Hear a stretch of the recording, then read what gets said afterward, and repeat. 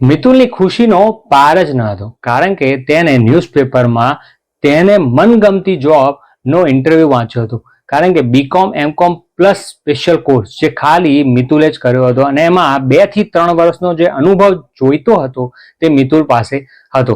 તેના જ કારણે મિતુલ સંપૂર્ણપણે ઉત્સાહી હતો. તેને પોતાના ડોક્યુમેન્ટ્સ રેડી કરી નાખ્યા અને કમ્પ્લીટલી ફોર્મલ કપડાં પહેરીને પોતાની જાતને તૈયાર કરીને કોમ્બ કરીને સાથે સાથે પરફ્યુમ છાંટીને તે ઓફિસ પહોંચી ગયો. ઓફિસ પહોંચીને જોયું તો લગભગ 20 થી 25 છોકરાઓ ઓલરેડી હાજર હતા, પરંતુ મિતુલને કોન્ફિડન્સ હતો કે તે આ પોસ્ટ માટે સંપૂર્ણપણે લાયકાત વાળો છે અને તેનું ઇન્ટરવ્યુમાં સિલેક્શન થઈ જશે. આ સ્પર્ધા ચાલતી રહી. 10 લોકો ગયા, 5 લોકો ગયા અને છેક છેલ્લે નંબર આવ્યો મિતુલનો.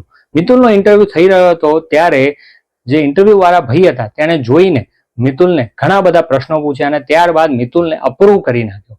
પછી મિતુલ ઘરે ગયો અને પોતાની ફાઇલ અને જે જોબની પોસ્ટ હતી તે બધી માહિતી તેણે તેની માતાને આપી અને માહિતી જાણ્યા પછી માતાએ માત્ર એટલું જ કીધું કે બેટા, આ તું જે જોબ પોસ્ટમાં લાગ્યો છે તે કંપનીના સાહેબનું નામ શું છે? ત્યારે મિતુલે કહ્યું કે કંપનીના સાહેબનું નામ છે સચિન વઘાસિયા.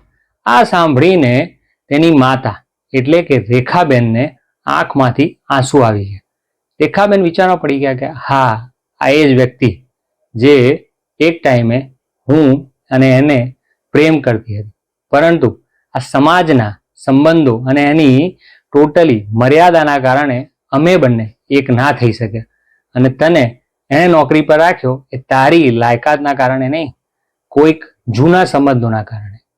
આ વાર્તા મારી કે તમારી નહીં, આ વાર્તા છે સમાજની. જો વાર્તા ગમી હોય તો લાઈક કરજો, શેર કરજો, કમેન્ટ જરૂરથી કરજો અને વધુ વાર્તાઓ જાણવા માટે ફોલો કરજો રાઇટર દેવાંશ. રાધે રાધે.